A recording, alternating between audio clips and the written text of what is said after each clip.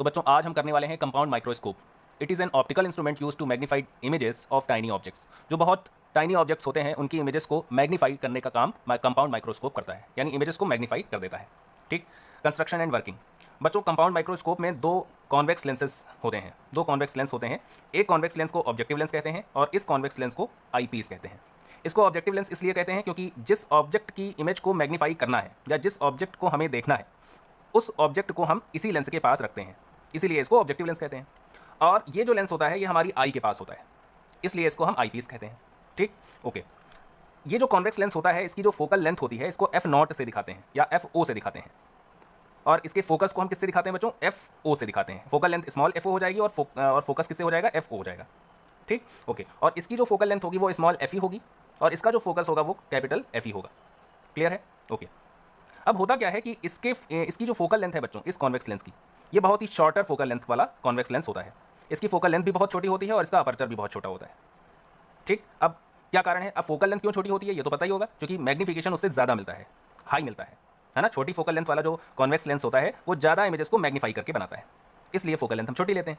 ठीक, अब बात आती है कि इसका अपर्चर क्यों छोटा लेते हैं। तो बच्चों अगर आपने फोकल लेंथ छोटी ले ली है, फोकल लेंथ अगर आपने छोटी ले ली है तो अपर्चर भी आपको छोटा रखना ही पड़ेगा। क्यों? क्योंकि f इज इक्वल टू होता है रेडियस ऑफ कर्वेचर अपॉन 2, है ना। यानी फोकल लेंथ अगर छोटी है तो बच्चों रेडियस ऑफ कर्वेचर r भी छोटा हो जाएगा ना, क्योंकि f is equal to r/2, या कह दो r is equal to 2f। तो फोकल लेंथ छोटा हो जाएगा, f की वैल्यू छोटी हो जाएगी तो r भी छोटा हो जाएगा। और बच्चों अगर सोचो रेडियस ऑफ कर्वेचर छोटा हो गया तो हमारे लेंस का जो कर्वेचर होगा, जो घुमाव होगा ना, वो भी छोटा हो जाएगा ना। जैसे एक लेंस में ऐसा बना सकता हूँ और एक लेंस में ऐसा बना सकता हूँ, है ना। तो इसका घुमाव ऐसा होगा और इसका घुमाव और बड़ा होगा, तो इसका रेडियस ऑफ कर्वेचर देखो छोटा है और इसका रेडियस ऑफ कर्वेचर थोड़ा सा बड़ा होगा ना। तो कहने का ये मतलब है अगर आपने फोकल लेंथ छोटी ली है तो तुम्हें अपर्चर भी छोटा लेना ही पड़ेगा।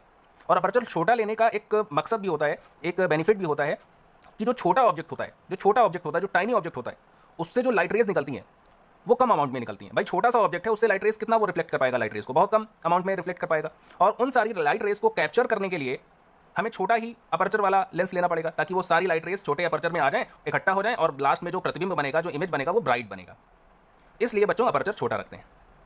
ठीक, अच्छा। अब बच्चों देखो, और हाँ एक और चीज़, ऑब्जेक्टिव लेंस के पास ये जो ऑब्जेक्ट होता है ना बच्चों, ए बी क्या है बच्चों? ऑब्जेक्ट है। और इसकी हाइट क्या है? स्मॉल h, आपको दिख रही होगी। इस ऑब्जेक्ट को इसके फोकस से थोड़ा सा आगे रखते हैं, कारण क्या है? क्योंकि जब फोकस से ऑब्जेक्ट आगे आएगा तभी तो इसकी इमेज को बड़ी बना पाओगे आप, क्योंकि अगर फोकस पर हो गया तब तो इनफाइनाइट पर चला जाएगा। तो अगर आप इसकी इमेज को बड़ा करना चाहते हो तो फोकस और सेंटर ऑफ कर्वेचर सी और एफ के बीच में ऑब्जेक्ट होना चाहिए, इसलिए इस ऑब्जेक्ट को थोड़ा सा हम आगे ले जाकर के रखते हैं जिससे कि इमेज बड़ी बन सके। तो ये क्या करता है लेंस, इस ऑब्जेक्ट की बड़ी image a dash b dash यहाँ बना देता है। कहाँ पे? यहाँ पर आप देख पा रहे हो। और बच्चों इसकी जो हाइट है वो h डैश है। अब बच्चों क्या होगा? अब देखिए, अब ये जो इमेज है ये इस ऑब्जेक्ट के ये इस लेंस के लिए, इस आईपीस के लिए ऐसा ऑब्जेक्ट बिहेव करती है, ये ऑब्जेक्ट जैसा बिहेव करती है। और यहाँ से चलने वाली रेज, यानी ये जो ऑब्जेक्ट है इसके लिए, इस लेंस के लिए यहाँ से चलने वाली जो रेज हैं वो देखो, एक रे है ऑप्टिकल सेंटर से बिल्कुल सीधे चली गई ब्लैक कलर की, और एक रे ऐसी है जो प्रिंसिपल एक्सिस के पैरेलल है, ये इधर चली गई। और इन दोनों रेज को जब हम ऐसा करके मिलाते हैं तो इस a डैश b डैश की इमेज बहुत बड़ी बन जाती है, a double dash b double dash, जिसकी हाइट क्या है बच्चों? h double dash. ठीक, ओके, ये होता है। और यहाँ पर हमारी आई रहती है, ये क्या है बच्चों? आई। यहाँ पर, यहाँ से हम जब देखते हैं ना, यहाँ से जब हम देखते हैं तो हमें ये वाली फाइनल इमेज नजर आती है, और ये जो ऑब्जेक्ट रखा है ये इसी की इमेज है, फाइनल इमेज। यानी ऑब्जेक्ट अगर इतना सा है, इतना बड़ा सा है, तो इसकी बहुत बड़ी इमेज हमें नजर आती है।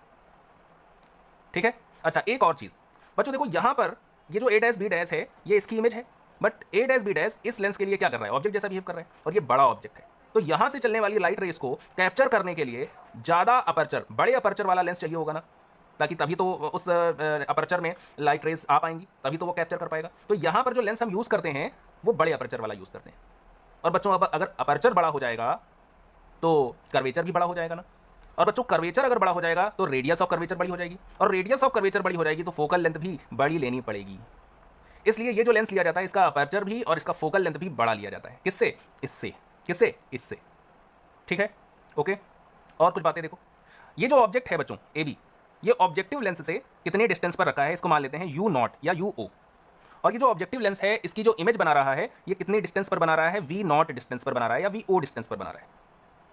ये जो आईपीस है इसका जो फोकल लेंथ है वो स्मॉल f ही है, और इसका जो फोकस है वो आप देख पा रहे हो कैपिटल F ही है, या F डैश कह दो। क्लियर है। और ये ए डैश बी डैश के लिए ऑब्जेक्ट जैसा बिहेव कर रहा है, तो इस लेंस से इसकी जो दूरी होगी, जो डिस्टेंस होगी, उसको हम क्या लिख रहे हैं, यू ई लिख रहे हैं। एक बात और बच्चों, हम क्या करते हैं, इसमें एक अरेंजमेंट होता है और उस अरेंजमेंट की सहायता से हम क्या करते हैं, लेंस को आगे पीछे ऐसा खिसका सकते हैं। और ये जो फाइनल इमेज है, ये हमें सही कब दिखेगी, स्पष्ट कब दिखेगी बताओ, जब ये कहाँ बन जाए, जब ये स्पष्ट दृष्टि की न्यूनतम दूरी डी पर बन जाए, है ना, ठीक है ना, डी पर बन जाए, यानी 25 सेंटीमीटर की डिस्टेंस पर बन जाए, तभी तो ये स्पष्ट दिखेगी ना। तो इसको हम रेक एंड पिनियन अरेंजमेंट की सहायता से हम आगे पीछे करके एडजस्ट करते हैं और इस इमेज को कहां पर बनाते हैं, डी पर बनाते हैं। कहां पर बनाते हैं बच्चों, डी पर बनाते हैं। ठीक, अब हम क्या करेंगे बच्चों, अब हम इसकी मैग्नीफाइंग पावर को निकालेंगे, किसकी, इस पूरे सिस्टम की, यानी कंपाउंड माइक्रोस्कोप की। चलिए देखते हैं। तो बच्चों देखो, मैग्नीफाइंग पावर का एक फॉर्मूला मैंने बताया होगा सिंपल माइक्रोस्कोप में। मैग्नीफाइंग पावर m बराबर होता है angle subtended by image at D upon angle subtended by object at D. ये फॉर्मूला था, बेसिक फॉर्मूला था, सिंपल माइक्रोस्कोप में भी मैंने यूज किया था। अच्छा, अब ये बताओ, ये जो फाइनल इमेज है, ये जो फाइनल इमेज है A double dash B double dash, ये कितना एंगल बना रही है आंख पर, तो आंख हमारी यहीं होगी ना, तो ये बीटा एंगल बना रही है, कौन, फाइनल इमेज। ओके, और इस लेंस को हटा दें, इस लेंस को हटा दें, माइक्रोस्कोप को हटा दें, बिना माइक्रोस्कोप के अगर हम इसी ऑब्जेक्ट को देखें, किस ऑब्जेक्ट को, ए बी ऑब्जेक्ट को देखें, तो स्पष्ट कब नजर आएगा, जब ये ऑब्जेक्ट कहां रखा होगा, डी पर रखा होगा। और ये ऑब्जेक्ट हमारी आंख पर कितना एंगल बनाएगा, अल्फा एंगल बनाएगा। कितना एंगल बनाएगा, अल्फा एंगल बनाएगा। तो दोनों एंगल हमने पता कर लिया ना बच्चों, दोनों एंगल पता होगा, अल्फा और बीटा। ओके, सही है। चलो अब इसका डेरिवेशन देखिएगा, बहुत इंपॉर्टेंट है। m बराबर बीटा अपॉन अल्फा को हम tan beta upon tan alpha भी लिख सकते हैं, सही है ना। अब बच्चों tan बीटा के लिए हम दो त्रिभुजों का यूज कर सकते हैं, एक तो ये, और बच्चों एक ये त्रिभुज है, इसका भी यूज कर सकते हैं tan बीटा की वैल्यू निकालने के लिए। तो बच्चों हम यूज करेंगे, एक मिनट, हाँ, हम यूज करेंगे छोटा वाला ट्रायंगल tan बीटा की वैल्यू को निकालने के लिए। तो क्या होता है tan बीटा, तो आंसर है परपेंडिकुलर अपॉन बेस। तो a डैश b डैश और अपॉन बेस। बेस बच्चों बताओ क्या है, b डैश e है। a डैश b डैश को क्या लिख सकते हैं, h डैश लिख सकते हैं। और e b डैश को क्या लिख सकते हैं बच्चों, u e लिख सकते हैं। क्या लिख सकते हैं, u e लिख सकते हैं। बच्चों एक मिनट, हाँ, u e लिख सकते हैं, ठीक है ना। तो tan बीटा की वैल्यू क्या आ गई, h dash upon u e। अब बच्चों tan अल्फा की वैल्यू यहाँ से आप निकाल लोगे ना। ab की हाइट कितनी है, ये वाला जो ab था, इसकी हाइट कितना माना था मैंने, h माना था। तो h अपॉन बेस कितना हो गया, d हो गया। अब बच्चों देखो h डैश अपॉन h बराबर, sorry h dash upon h, जब ऊपर नीचे आप करोगे तो d ऊपर चला जाएगा, u नीचे आ जाएगा।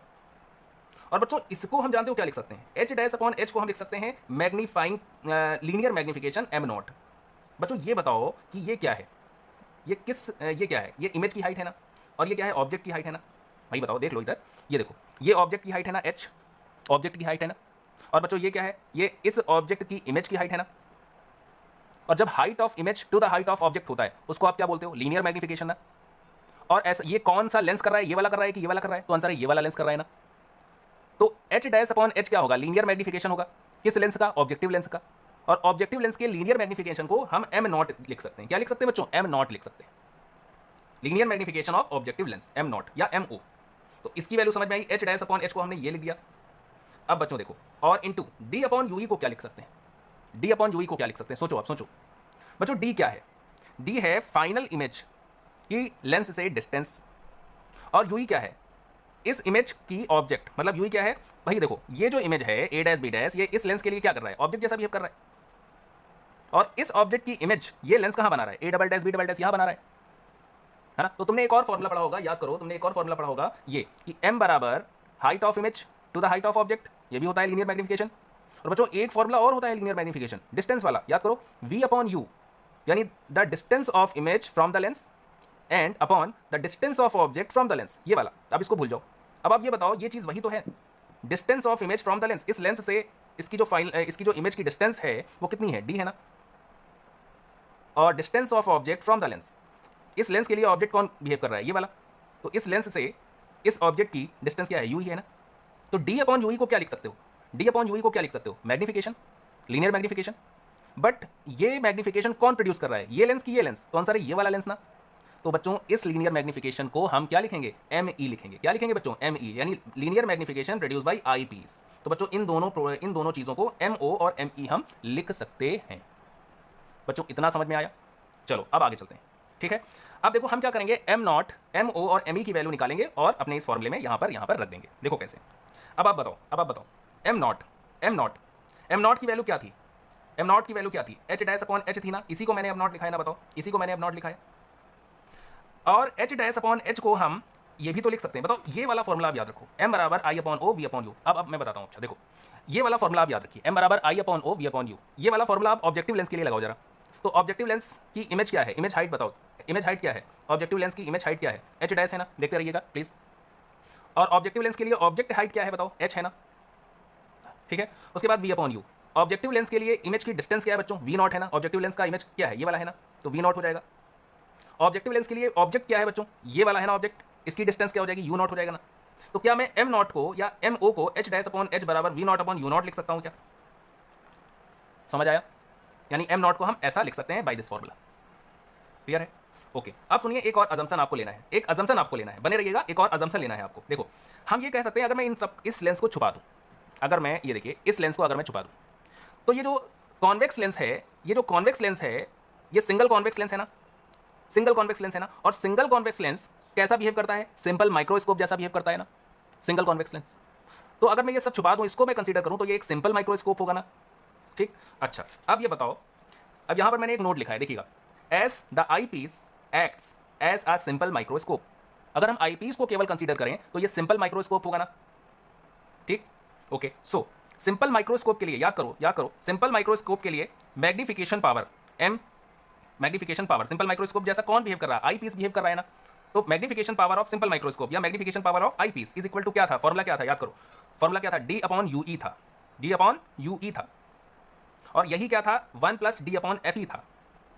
याद करो, सिंपल माइक्रोस्कोप के लिए मैग्नीफाइंग पावर का फॉर्मूला क्या था जब फाइनल इमेज डी पर बन रही थी, उसके लिए मैग्नीफाइंग पावर का फॉर्मूला क्या आया था बताओ, 1 प्लस डी अपॉन एफ ई आया था, 1 प्लस डी अपॉन एफ ई आया था। तो हम ये मान के चल रहे हैं, अजम्पशन ले रहे हैं कि इस लेंस को मैं छुपा देता हूं अगर, तो ये सिंगल लेंस हो जाएगा और ये सिंपल माइक्रोस्कोप जैसा बिहेव करेगा। और इसकी जो इसका जो मैग्नीफाइंग पावर का फॉर्मूला होगा वो सिंपल माइक्रोस्कोप वाला ही तो होगा। और कब, जब फाइनल इमेज कहाँ बन रही हो, डी पर बन रही हो। अब याद करो, सिंपल माइक्रोस्कोप की मैग्नीफाइंग पावर जब फाइनल इमेज कहाँ बन रही हो, डी पर बन रही हो, तो उसका फॉर्मूला क्या था, 1 plus D upon F. But यहाँ पर चूंकि आईपीस का यूज कर रहे हैं तो एफ क्या होगा, एफ ई हो जाएगा, एम क्या होगा, एम ई हो जाएगा, ठीक। तो बस वही है। तो एम ई यानी M E magnifying power of simple microscope का हो या magnifying power of eye piece का हो, क्या हो जाएगा, 1 plus D upon F E. तो बच्चों एम नॉट ये है, ये देखो है दिस, और एम ई ये है। अब हमें क्या करना है, एम नॉट भी मिल गया, एम ई भी मिल गया, हमें इस फॉर्मूले में रख देना है। तो magnifying power of this compound microscope will be M naught. M naught is what, V naught upon U naught, V naught upon U naught, bracket में M E. What is M E, what is M E, 1 plus D upon F E, 1 plus D upon F E. तो ये overall formula है किसका, magnifying power का of compound microscope. उसके बाद एक second case करेंगे, अगर हम इसको इतना एडजस्ट कर दें कि ये जो फाइनल इमेज है ये इनफाइनाइट पर बनने लगे, तब मैग्नीफाइंग पावर का फॉर्मूला क्या होगा, ये हम नेक्स्ट वीडियो में करेंगे। ठीक है, बहुत बहुत धन्यवाद आपका।